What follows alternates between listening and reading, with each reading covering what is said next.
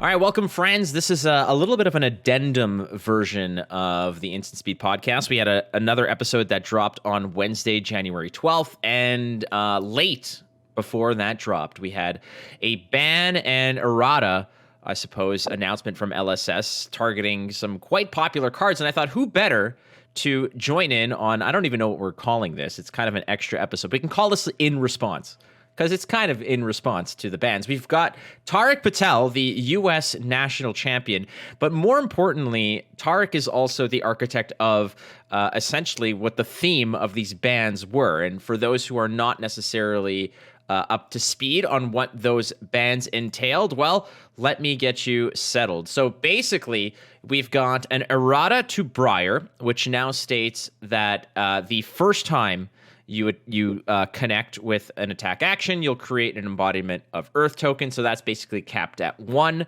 But beyond that, we've got complete bans on all versions of Plunder Run, complete bans on lightning, ball lightning in all forms and facets, as well as additional fixes and another complete ban to Duskblade, which apparently was doing some stuff in Blitz. But again, welcome Tariq Patel to the show. And I thought, who better to bring on as essentially, I guess, the architect of the list, as well as the patient zero of where these bans and erratas probably originated from. So welcome. Thanks again. I know that you're super busy, but it's awesome to have you back on the show.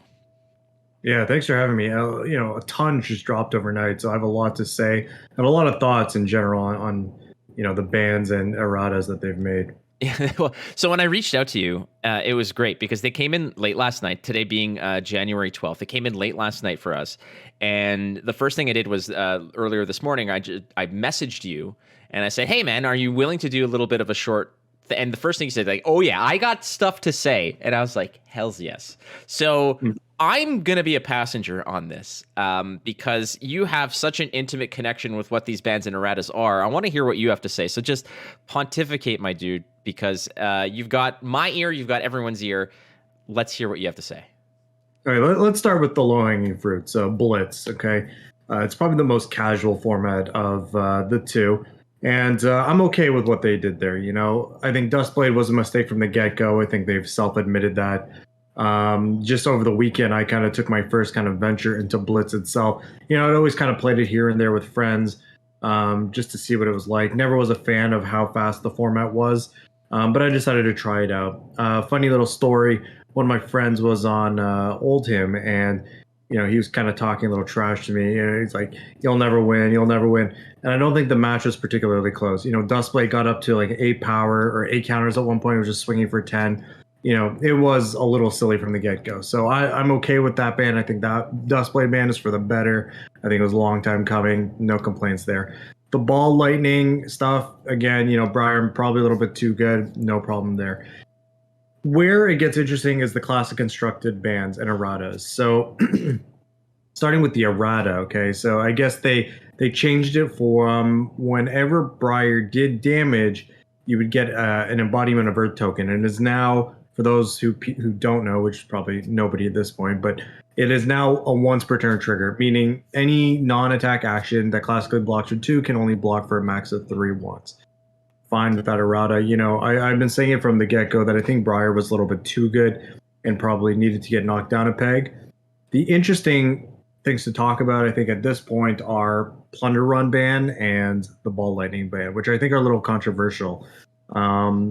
Do you have any thoughts, like off the top of your head, and how you feel about that? Oh, certainly. I mean, the first thing I want to address is what you said about Briar and the errata. And frankly, the first thing that struck me about this was that, yeah, Briar got targeted directly with that errata, but I feel like that is not that big of a deal. I mean, again, I'm not a world-class player, so it's hard for me to sort of surmise these things just from the text, from the, it looks good on paper or it doesn't look good on paper, so to speak. But when I saw the errata in my head, I was like, okay, the first time you make an embodiment of Earth token, yada, yada, yada. But at the same time, Briar's doesn't want to block, so those embodiment of Earth tokens, you can build them up and no problem. What this essentially has done, this errata has created or corrected a situation where whenever Briar had a whenever Briar had an awkward hand of, like only non-attack actions, she was basically insulated against any attacks that were coming her way, because a lot of those embodiment of Earth tokens would essentially soak up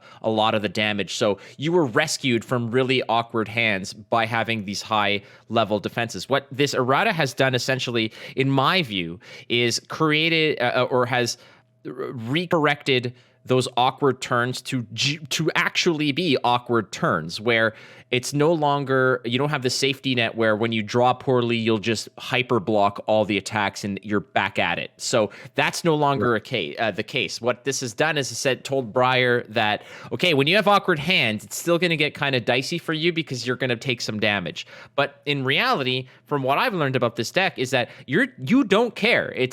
The decision tree has always been on hit effect, no, not blocking. Lethal, no, not blocking. Your move, so that's essentially what it's been. I don't think that the errata takes away from the spirit of Briar or the ceiling of Briar. The real change to this list is frankly the fact that they've essentially just completely sliced out Plunder Run, which for many lists, this is a major engine piece to how it can sustain long round turns, especially for Briar. But not only that, Chain, Katsu, like this has major implications right down the road. So that is my initial impression of the errata. Yeah, and I completely agree. I think James White said it really well, where the errata on the Earth tokens kind of made it so it put every Briar opponent in the situation of damned if you block and damned if you don't, because it was so hard to come back the other way. But I agree. The Plunder Run, I think, was the most controversial ban to date. And I kind of want to dive into a little bit more because I think it has a lot more splash damage than people probably realize. And I think it kind of got a lot more hate than Plunder Run itself probably deserved. I think, classically looking back, there weren't that many decks that played Plunder Run from what I understand looking retrospectively. From what I understand, I think Chain, in the height of its oppression, was kind of the first deck to really make use of it. And now Briar being the second deck to follow it up. And I think, it kind of died for those two decks' sins. I'm going to quote James White here for a second, just because he makes an interesting point that I kind of want to delve a little bit deeper into. He says, Plunder Run frequently makes hand evaluation default to defend with my entire hand and hope for the best. We believe this play pattern that occurs multiple times per game due to prevalence of Plunder Run is not aligned with a positive play experience. Okay. So what that tells me, and reading between the lines here, is that LSS wants a type of gameplay where decks are give and take, right? I use 2 cards to block, I use 2 cards to attack, and there's some give and take and push and pull on what cards I use, and the person that utilizes which cards they block with and which cards they attack with better will hopefully be the winner at the end of the game. That, for me, is reading between the lines on what that statement says. However, the big caveat to that is Guardian players or players that are playing defensively, meaning if you're going to defend with your entire hand, you're probably playing a more defensive style, right? As Briar, you never defend with your entire hand unless you've drawn a hand of all non-attack actions. Like, that just did not happen. Even if my opponent had a Plunder Run on the other side, you would kind of shrug your shoulders and say, I'm going to take my licks this turn and hope to kind of come back at him. Maybe I block with 1 card, maybe I block with 2, but never your entire hand. Okay, so... But the big caveat is when Guardian players traditionally played, and I've seen this a lot with your average grinder or your average player that kind of goes to callings and so forth, or the PTQs or the ProQuest qualifiers that I watched on day 2 of the callings, is that a lot of them were trying to play this mid-range game like the game was designed for, where you block with a couple cards and you come back in for a couple cards. But in essence, a Bravo player, a Guardian player like Oldham should almost be playing with that mindset that James White quoted, which was, defend with their entire hand and probably not hope for the best, but strategically block with their entire hand. Because aggro decks in general only have a limited number of turns where they can really push through damage, okay? And to break that down further, let me give you an example. So let's say a normal turn for an Oldham player starts with 4 cards in hand and 1 card in arsenal, okay? On average, they can very, very easily block for 15 or more damage, right? 3 times 5 is 15. and that's not counting, D reacts, which are for toughness or for defense. And they can utilize their extra resources through null rune a lot better than they could before, right? You can null rune for one, then use a crown of seeds, and then use a shield. That perfectly uses a blue pitch for preventing 3 damage by itself. So they're hyper efficient blocking machines. And what Plunder Run allowed to do was kind of break that symmetry, because any aggro player will tell you to be able to consistently output 15 damage a turn is near impossible, right? And people started to learn this towards the end of the format, right? People were saying, Bravo could beat Briar and Oldhim could beat Briar, which are both true statements. They both have better matchups than normal because even Briar, in the height of its oppression, had trouble outputting greater than 15 points of damage. And even if he did, let's say I came in for 18, one phenomenal turn, I'm only leaking through 3 points of 40 life, right? Which is not much. So I think it's interesting that James kind of talks about this point, but I disagree with it, because I think this defend with my entire hand and hope for the best is actually just the default optimal strategy for a lot of these guardian / defensive control decks going forward. And it's going to be really, really hard for anybody else that is trying to play an aggressive game plan to kind of fight against that. Yeah, I think that especially like you mentioned, for something like Oldhim, block with everything and hope for the best is oftentimes just the 1A strategy that they use, right? I mean, oftentimes, especially when you're just an Oldhim player is wielding Winter's Wail, let's say, off a lot of their entire game plan is just I'm gonna use 3 cards to defend, and I'm gonna pitch a blue ice and come in with Winter's Wail and make it uncomfortable for you. For the Briar player that is relying on some of these cards, Plunder Run for me, when I started the game, I saw this card and I thought, I'm like, okay, this is a very excellent card. I think I had when I was opening packs and I was just started learning the game, the first one I opened was red. I said, this is amazing, packing 3 of these. And then I realized, I'm like, wait a second, there's 3 red, 3 yellow, 3 blue. This card is exceptional. Then you see its implications in other decks as well. The fact that it's generic and moves. I think that this was a card that potentially could have been one of those relatively low value majestics, perhaps. It could have been in red format if you had a 3-pack of red Plunder Run. I think that power level for that card is appropriate for it. Obviously, hindsight 2020, you can't go back and rewind that. But the argument that LSS is giving in terms of why it justifies some of these bans or erratas for Plunder Run, like you mentioned, it's when you see Plunder Run and you're on the defensive, it does sometime fall into this sphere of this is the first chapter of it. And the fact that the card, every subsequent attack action inherits the card draw effect off of it in that combat chain is quite poignant itself. That could have been something that could have potentially been addressed as well, where blocking the first attack might have been sufficient, but the sit back, buckle up, hope for the best oftentimes is what a lot of these fatigue or these ultra control lists just do anyway. So I don't know if that is a justification enough, but I think that it's hard to nip these cards in the bud when they have such far-reaching implications, and there are 9 copies of them that are potentially in circulation in a list that can rely on something like that. Briar being able to generate go-agains, being able to generate card draw and go-agains, Plunder Run was such an integral part of that engine piece that running, 9 of them or whatever was sometimes important, especially in chain that runs minimum 6, so but the far-reaching implications of Plunder Run no longer being a legal card, it stretches beyond Briar. I know that the thematic lens that we're looking through is a Briar lens when we're looking at these bans and erratas, but ultimately, like you said, the shrapnel that this bomb is going to affect, the collateral damage affects chain, it affects ninja. Plunder Run is such a vital card for so many of these decks that go wide that want to continue to replenish. Is the real story here the fact that Plunder Run is getting axed over everything else? I think so. Like I wouldn't have minded. I don't mind the ball lightning ban. Something needed to get banned probably from Briar to kind of nerf it a bit, and I'm okay with that. But I think you kind of hit the nail on the head, right? Like the splash damage goes way past, and this is bigger than Briar. I was ready for this deck to be banned fun fact, if Nationals tomorrow was tomorrow, I myself and Matt Rogers, neither of us would be on Briar if our Nationals were tomorrow. So it speaks a lot to where the format was going.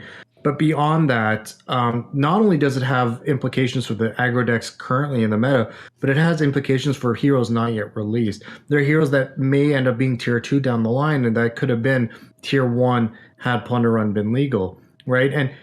And in all honesty, the reason why Plunder Run, in my opinion, is so necessary was because it created opportunities for 6-card hands, right? And that's functionally what a Plunder Run is. It is a nimbleism. We're talking a red Plunder Run. It is a red nimbleism when played for Arsenal. I guess it just is a nimbleism when played from Arsenal. And if an attack hits, it draws an extra card, okay? And like we talked about, the 5 cards being able to block over 15 damage from a Guardian, that 6th card was essentially where all your damage from the turn came from, whether it was 4 to 6 damage. That's what a Plunder Run turn ended up meaning. And it came with a significant downside, right? To Arsenal card, it means you played with 1 less card the turn prior, right? 3 cards or 4 cards if you already had an Arsenal and you're kind of just chaining Arsenals. But usually it meant playing with a 3-card hand prior. It had diminishing returns if you drew them in multiples, which is something James touched on. If you draw them in multiples, they have a very vast diminishing return. And then they only block for 2. So there's like 3 big downsides to Plunder Run. And the upside is that it makes it feasible to kind of get through these block 15 turns that a Guardian player can honestly just put up with any 5-card hand. They don't need a special combination of cards to deal 15 damage, right? You ask a Katsu player what it takes to output more than 15 damage, there are only very specific combos, and then they're necessitated on certain things hitting and so forth and so forth. So it is not a given that any aggro player can output 15 damage a turn, but you pick up any 5 generic Guardian cards and they can block for 15 almost guaranteed as long as they have a blue and an Arsenal. Yeah. So I was just going to say, Plunder Run was the card needed to break the turn, and this game being so new and so shallow in terms of sets released so far, there's not cards that break that symmetry. There's not a depth of them. I think it was like Plunder Run and Lightning Press or something. Like there's like 2 cards in existence that kind of break that dynamic. So right, yeah. And Lightning Press being an instant that plays for free was one way to just go over the top and get those on-hit effects or be able to actually punch through. Oftentimes when you're going up against an opponent running that kind of aggression list and they've got one resource floating and you're kind of just waiting for the ball to drop on, let's say, a Razor Reflex or something in that regard. But Lightning Press, it just comes out of nowhere. It's the RKO of cards sometimes. But what I'm fearful of now is something like a Katsu list that potentially previously did rely on Plunder Run for extra pressure, etc., forcing your opponent to overblock. But when you say, like, how do you punch through for that 12 to 15 points of block that every Guardian or Control player will be able to output on the regular, for a Katsu player, typically that involved a lot of work. It involved being able to drop your Surging Strike or your leg tap as an opener, have the right combat tricks to be able to punch through and have the combo lines going. There was a lot of work that needed to be done. Without that now, without an outlet to really pressure, Mask of Momentum is kind of like you're built in to a degree card draw effect, allowing you to sort of stretch those turns out. But it takes a lot of work. It takes Ancestral Empowerment. It takes, Razor Reflexes and such to really get on top of your opponent to do so. Without a tool like Plunder Run, is Control now has the pendulum fully swung towards Control as the tier 1 archetype that players are going to lean on? So interesting question. So it's what I fear is that the meta is going to come to this point where it becomes less about how individual games play out and more about what deck you end up on. I think right now we're going to be in kind of a 3-tier metagame where we're going to have, the other decks like Prism and Viserai, decks that kind of are doing their own thing and then presenting something just objectively more powerful if they get to do their own thing than any other deck in the format. Then you're going to have the Control decks that lose to those 2 decks, right? Because I think Bravo and Oldhim will still continue to have a poor Viserai and Prism matchup. And I think the aggro decks will then start preying on, the combo decks, the Kanos, the Prisms, and the old hymns, or excuse me, the Viserais. So I think we'll get into this rock paper scissors meta, and I've never been a fan of that kind of thing because like if you sit down as a Bravo player and your opponent reveals Prism, it is very hopeless, right? Now maybe a couple cards from Everfest, maybe they change that dynamic. I'm hopeful that we're going to get a lot of new cards that maybe change the dynamic of classical bad good matchups. But my biggest fear is that it's going to go, yes, very heavily Guardian favored unless you're playing one of these two decks. But I nobody can predict a metagame, so maybe it's just the healthiest thing going forward, and we're both wrong. So, I mean, it'd be great. I mean, I don't want to sort of.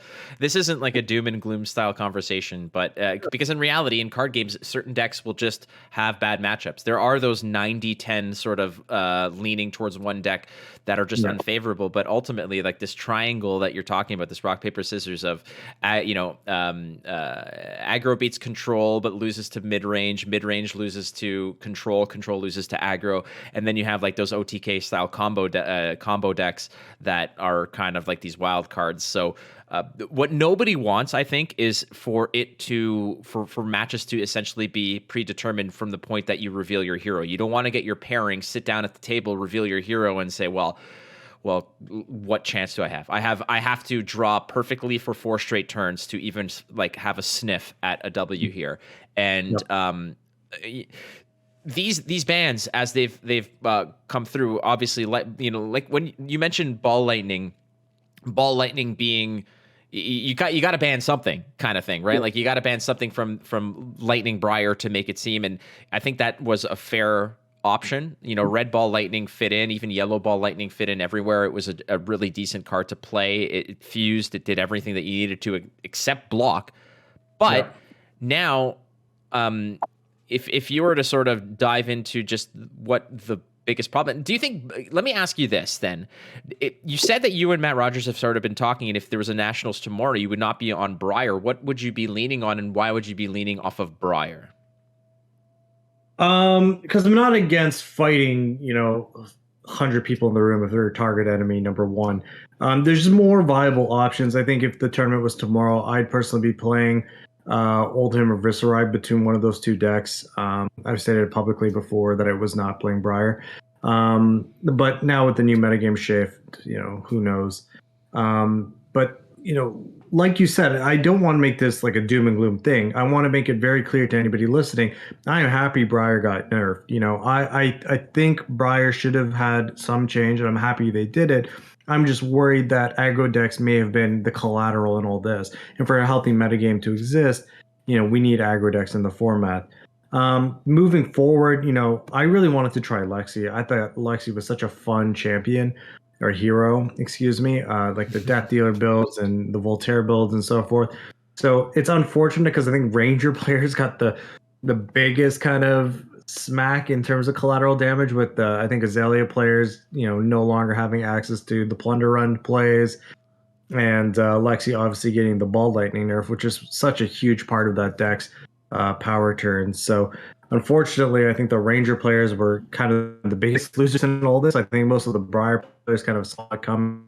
But going forward, I would say, in terms of heroes that I'm excited to play, I think Chain is a little bit weakened, but if they get any new non-attack action, that's good. I think they're going to be top tier again. So Chain is on my watch list. Viserai, obviously, I tweeted out that meme today where Ellis Briar, and they completely missed the boogeyman in waiting, which is unfortunately Viserai. The Guardian heroes I'm looking to play. We got a couple of spoilers from them over the last couple of days. Both Bravo and Oldhim will be top contenders for sure. I took a little peek at what my spoiler card is, and I think that it's going to be something that control players are gonna give a hard look at. It might be a sideboard piece. I can't legally tell people yet, so I'm not gonna. But I will tease the fact that this is something that I think that players will like from a control perspective. But with these bans coming through, some people have been speculating the fact that perhaps this is just something as a preemptive strike when Everfest finally launches. Once we get the full picture of what Everfest is bringing to the party, there's likely going to be people who are saying, well, this is busted with this. And, is there any kind of thought process going through your head right now where that might be where some of these bans are, which seem ultra aggressive, especially on Plunder Run, that it might just be necessary? I mean, 2 or 3 weeks down the line, when we get the whole picture of what Everfest looks like, it might just be the obvious choice. This could be, just cushioning the blow for when these new cards finally hit, where people are saying, well, if this card was in the format, it makes these two decks ultimately tier S plus. I hope so. I hope, that was the reason why they chose to ban Plunder Run, because as it is, I think most aggro decks are in very dire straits right now. I think it was getting to the point where it was near impossible without perfect play to get the Guardian versus aggro matchups to about a 50-50.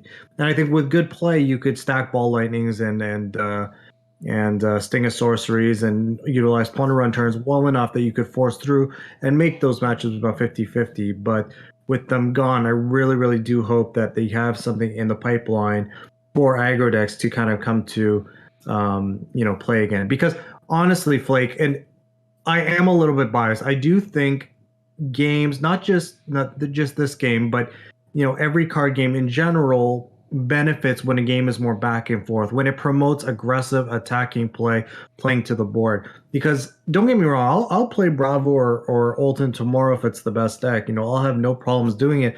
But I don't think it would be the healthiest format if every Dorinthia player, every Bolton player, every Briar player, Chain player just had no shot of beating a deck that kind of just dropped their hand on the table every turn and said, draw, go, defend everything, draw, go, defend everything. So I tend to think that more aggressive tilted formats lead to more fun back and forth games. Like, say what you want about the Briar Mirror match, but it was fun. Like, it was a lot of fun. It might have ended quickly, but it was at least entertaining.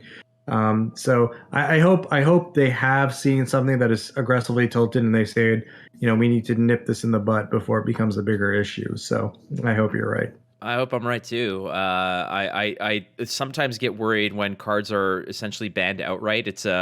Sometimes that just could be a symptom of two things. If you're a doom and gloom kind of thing, and I've been in card games for 20 some odd years professionally as a broadcaster for 4 or 5, and I have been intimately involved with card games where within 6 months of release of a game, there has been the calls of dead game, and 5 years later, the game is still thriving and being fine, and I still hear that. So when I hear people saying that Flesh and Blood is quote-unquote dying because they keep banning cards, I don't think that that's the case. I think that banning cards could just be a symptom of growing pains for a design team that might have not as much experience, because when you're designing cards, you want them to be appealing, and power creep obviously is a thing, but rotation or format rotation, standard rotation, whatever, could be something down the line as well, yada yada yada. Ultimately, for a new game to find its bearings, every single game that's been out there has had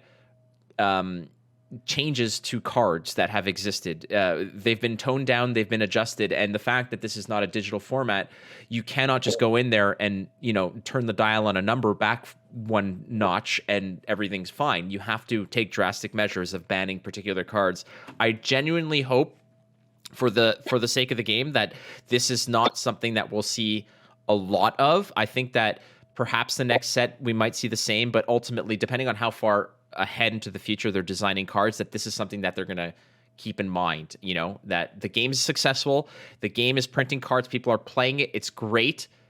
Now we sort of need to take into the big picture of how all the pieces fit into each other, and maybe shave down the framework in which they're playable. A standard rotation. I hate saying that, but that might be something eventually that they might have to do or whatnot. But banning a card like that is huge. I just did a gigantic reorganization of my entire Flesh and Blood collection, and I was going through all the Plunder runs, and I'm like, oh, no wonder none of them are in the box, because they're all in my decks. Like, they're all so good.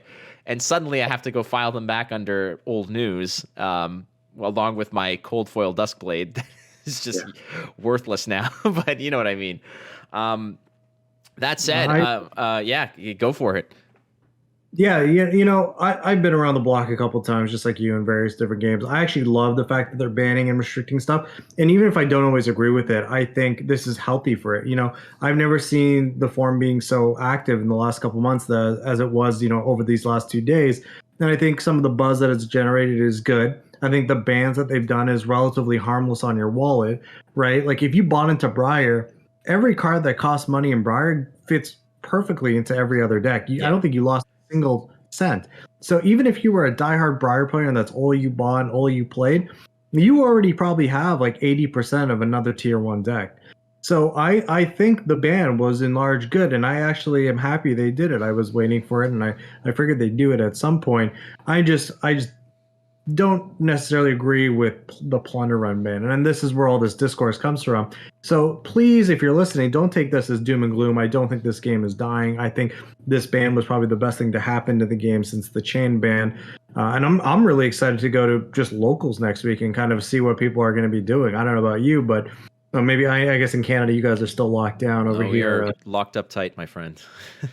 I know, because I've been talking with the people at Harry Tarantula about having weekly matches and recording them there for future content. They're like, absolutely, like we've been talking about it, and I'm like, soon as we open the doors, and they're like, god damn, like I've been talking about this honestly since like November with them, like November, December, about having that done, and it just seems like every time there's always some step backwards. But again, for the sake of the health of everybody, we're just going to wait for everything to be okay. But yeah, I'm equally as excited as you are. I want to see what the response is, because like you mentioned, a Briar change and the bans of certain cards, there was always this.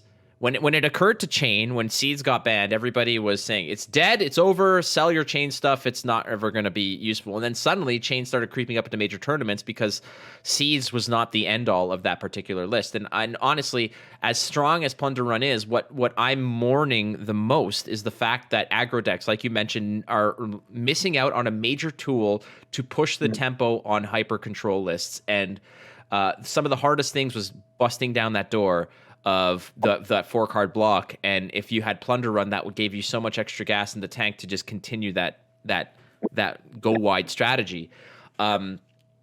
It's I'm not smart enough to design decks. I have always not been the architect. I have always been the pilot. If you give me a map and directions and show me how to fly it, I can get you there. But when it comes to design, that is not my forte. That's why I'm so glad that you are here to help me discuss this. And again, this is kind of like an in-response little addendum to previous episodes. And you are always one of my favorite guests, my man. And we're going to keep this one short and sweet because we're going to have you on a future episode to discuss more things. But if there's anything you want to end with, my man, please pontificate. Give us spit some truths here. Yeah, no, nothing much else to say. I just hope everybody's healthy in this time. It's extremely stressful. COVID cases are going through the roof. So I hope everybody listening is happy and healthy. If you like to hear my opinions, you can follow me at Tariq Patel 10 on Twitter. It's just my first name, last name, and the number 10.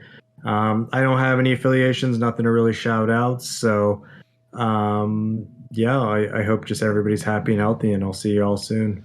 Beauty. All right. Well, that is it, friends. Thanks again for listening to this little add-on in-response episode to the bans that have essentially, some might say plagued, but otherwise affected the Flesh and Blood landscape. Friends, be kind to one another, and don't forget you're not losing if you're learning. Keep playing the game. We'll talk to you soon. Thank you so much for listening to the Instant Speed Podcast.